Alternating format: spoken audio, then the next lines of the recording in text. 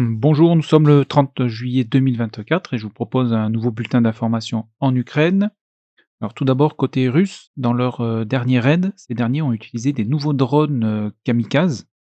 Donc, ce modèle est le modèle Gerber ou Gerbera, donc vous m'excuserez sur la prononciation. Donc, c'est un analogue au Geran, mais cette fois-ci de conception russe, sans utiliser une licence étrangère.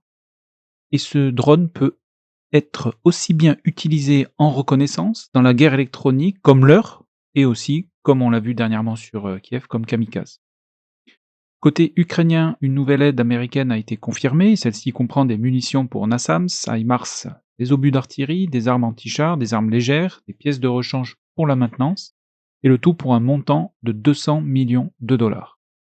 L'Allemagne a également envoyé un nouveau paquet d'aide avec 8 chars Léopard 1, 10 drones navals, des munitions pour le Guépard, 10 radars, 2 Bergpanzer et un hôpital de campagne.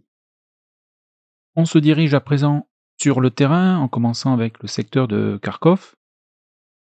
Dans le secteur de Liboké, pas d'évolution sur la ligne de front. Un peu plus au sud, sur Lipsty, ici, les Russes ont de nouveau bombardé la ville avec une FAB 3000 dans la journée donc, du 29 juillet, donc sur la partie sud de la ville. On se dirige vers l'est, et plus précisément sur le secteur de Vovchansk, où les combats urbains continuent.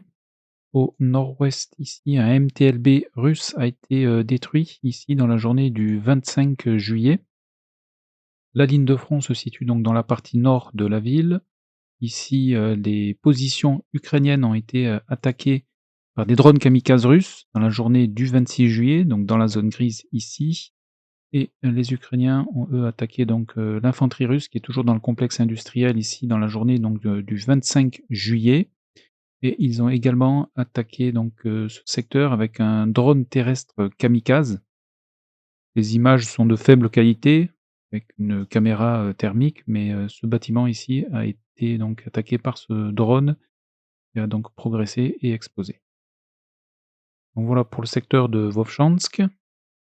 Sur l'aéroport de Kharkov, donc plus au sud, ici, un radar ukrainien a été détruit par un tir de missile. On se situe sur l'aéroport même, comme vous pouvez donc le constater. Donc le radar se trouve ici, en face de la tour de contrôle, qui est donc ici, et là, le radar a été détruit par la frappe. Un petit zoom, on le voit bien. Donc voilà pour le secteur de Kharkov. On se dirige à présent sur le front de Louhansk, où il n'y a eu aucune modification donc ces derniers jours, ni d'informations, ni de vidéos pertinentes. Donc on se dirige sur la région de Siversk, où il y a eu des gains de terrain au profit des Russes dans le secteur de Rozdolivka, et plus précisément au nord-est de ce village. Donc pour les nouveaux auditeurs, ici donc en violet c'est les gains de terrain russes, et ici vous avez la superficie de ces gains. On va additionner en fin de vidéo. Direction la région de Bakhmout. Alors des informations côté russe ont été que les forces russes ont passé le canal, mais à mon niveau je n'ai trouvé aucune vidéo pour confirmer cette information, donc je n'ai pas pu modifier la carte. Par contre, il y a eu des vidéos avec des destructions de part et d'autre. Donc tout d'abord à l'est de Bakhmout, ici. Bakhmout on a ici, et c'est un grade russe qui a été détruit par un drone kamikaze ukrainien dans la journée du 28 juillet. Et côté ukrainien, au sud-ouest de Chassifiar, donc ici, précisément sur la commune de Chervonier, un T-80 ukrainien a été détruit dans la journée du 26 juillet. Pas d'autres informations dans le secteur de Bakhmout. On se dirige sur le front de Toretsk, où les Russes ont pris du terrain dans le secteur de Choumi-Zalizny, donc matérialisé ici en violet, et ces gains ont été obtenus ces 4 derniers jours. Pas d'autres informations de vidéo, tout comme dans le secteur de New York. On se dirige à présent sur le front de Donetsk, où comme vous pouvez le constater, les Russes continuent donc de grappiller du terrain ici, en direction de la ville de Pokrovsk, qui se situe ici. On va zoomer sur la ligne de front, où le village de Timofeïvka ici est passé dans la zone grise.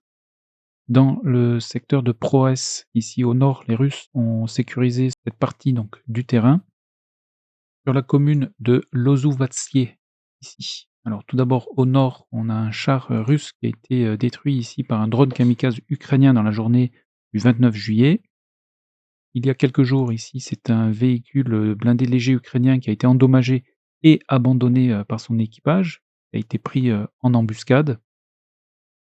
Donc on voit ici, le VBL progresser et ensuite il va être pris, sous le feu, de l'infanterie russe, comme vous pouvez le voir ici avec un lance-roquettes, mais également avec des tirs d'armes légères. Vous allez voir, sur le véhicule, comme, ici exactement. Suite à cela, l'équipage va abandonner, le véhicule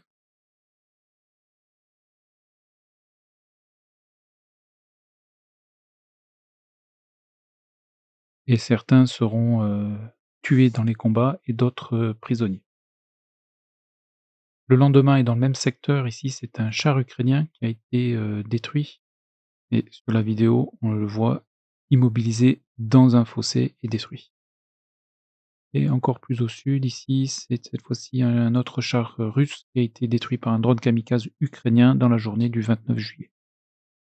Donc il y a eu ici une tentative locale des Ukrainiens qui s'est soldée par un échec. On continue sur la ligne de front, nouveau gain de terrain pour les Russes dans le secteur du village de Vovtchié, ici. Comme vous pouvez le constater, le village de Vézelé est passé dans la zone grise et les Russes ici ont hissé leur drapeau dans la journée du 29 juillet. Direction le village de Novoselivka, Percha. Les Russes ont de nouveau, sécurisé une partie donc, du terrain, comme vous pouvez ici, le constater. Ils ont hissé leur drapeau au nord-ouest du village dans la journée également du 29 juillet. Un Max Pro ici a été endommagé dans les combats et abandonné par l'équipage dans cette même journée du 29 juillet. Et ici, une fois de plus, les Russes, avancent et les Ukrainiens sont sur le reculoir. Et ici, ils ont, sécurisé un peu moins de 6 km² sur l'ensemble du front ici, jusqu'au village de Yasno-Bobrivka. Donc voilà pour cette partie du front. On va se porter directement sur, la ville de Krasnohorivka où, les Russes ont de nouveau avancé dans les combats urbains. Comme vous pouvez ici, le constater, leur infanterie a été, bombardée dans la journée du 26 juillet dans ce, quartier et ils ont hissé aussi de nouveau leur drapeau dans la zone grise au nord-ouest de la localité. Les Russes contrôlent maintenant plus de 80 de la ville de Krasnohorivka. Ces avancées, ont été, effectuées tout en enregistrant, des pertes. Ici, 2 chars et un BMP-2 ont été, détruits ou endommagés, donc dans la partie centrale de la ville et plus à l'ouest, ici, c'est un BMP-2 qui a été, détruit dans la journée du 26 juillet. On continue sur la ligne de front, pas d'informations depuis Eorivka. Par contre sur Pobjeda ici au sud-ouest du village, un BMP-3 a été détruit par un drone kamikaze ukrainien ce matin et ce matin également, une nouvelle attaque de blindés russes a eu lieu au sud-ouest du village de Pobjeda. Direction le secteur de Novomikhaïlivka où les Russes insistent au sud-est du village de Konstantinivka. Une nouvelle attaque avec plusieurs blindés a eu lieu dans la journée du 28 juillet. Les premières maisons, donc de la localité ont été atteintes par les Russes, mais pas encore sécurisées. Ce secteur reste dans la zone grise. Et dans le sud de la commune de Konstantinivka, ici, c'est une, position de l'infanterie russe qui a été bombardée dans la journée du 27 juillet. On continue sur la ligne de front. Les Russes ici ont avancé, ils ont sécurisé une nouvelle, partie de cette zone avec, presque 2,5 km de terrain. Ici, nous avons eu une, vidéo donc d'une tranchée, ukrainienne qui est donc attaquée par, l'infanterie russe. Vous pouvez voir donc ici, à l'écran, donc ils arrivent à proximité de la tranchée, ukrainienne. Donc ils échangent, des tirs, avec leurs armes légères. Ils vont lancer également des grenades et ils ne vont pas réussir à prendre d'assaut, la tranchée. puisqu'au bout d'un certain temps, ils vont se replier. Après ce repli, des fantassins russes, les Ukrainiens donc vont sortir de la tranchée et c'est à ce moment-là que les drones russes vont les bombarder. Donc là, vous voyez ici un soldat ukrainien dans la tranchée depuis, le drone russe. Il va donc, larguer une charge explosive, vous pouvez le constater et suite à ces nombreux bombardements, les, fantassins ukrainiens, donc qui ont survécu, à l'assaut et au bombardement, vont se replier et c'est comme ça que se termine la vidéo. Et donc d'après donc cette vidéo, comme vous avez pu le voir ici, je laisse donc, cette tranchée ici dans la zone grise, n'ayant pas eu de confirmation que les Russes l'ont investie. Donc voilà pour le front donc de Donetsk. On se dirige à présent sur le front de Zaporizhzhia. Pas d'informations depuis, Staromayorskie. On va se porter directement dans le secteur donc de Robotyne-Verbovieh, donc en commençant avec le premier, où les positions et l'infanterie russe ont été, bombardées et attaquées par des drones kamikazes. Alors ici dans la journée du 26 juillet et un petit peu plus au nord ici dans la journée du 29 juillet.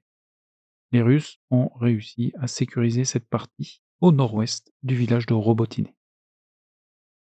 Et un petit peu plus à l'est, dans le secteur de Verbovieh, ici, il y a eu une attaque et un repli de l'armée ukrainienne ici, avec notamment un M113, donc qui a attaqué cette tranchée ici, occupée par les Russes.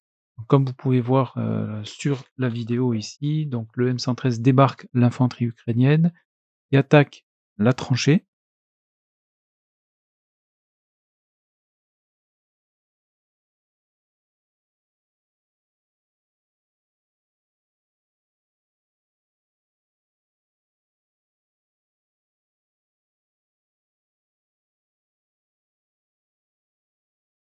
Et après un certain temps, les fantassins ukrainiens vont regagner le M113, qui va se replier sur leur ligne. Donc cette vidéo s'est passée ici, exactement, et suite à cette dernière, je vais laisser cette tranchée dans la zone grise, n'ayant pas eu de confirmation de qui contrôle cette tranchée après la vidéo. Donc voilà pour les informations essentielles au 30 juillet 2024, n'ayant pas eu d'autres informations depuis la Crimée, Kherson ou Odessa. Donc en résumé, le secteur où les Russes avancent le plus est à l'ouest d'Avdivka, et toujours dans la direction de Pokrovsk. Ils ont également bien avancé sur le front de Toretsk, plus précisément à l'ouest de Choumi. Je vous laisse à présent avec un comparatif de la ligne de front avec le 28 juin dernier, donc il y a plus d'un mois. Donc pour les nouveaux auditeurs, la bande rose que vous allez voir sur la carte représente la ligne de front qui est tracée au milieu de la zone grise, donc le mois dernier. Là, vous pouvez voir l'évolution de cette ligne de front sur les 4 dernières semaines. Voilà, mais écoutez, je vous remercie une nouvelle fois, je vous souhaite une excellente journée, portez-vous bien et je vous donne rendez-vous dans une prochaine vidéo.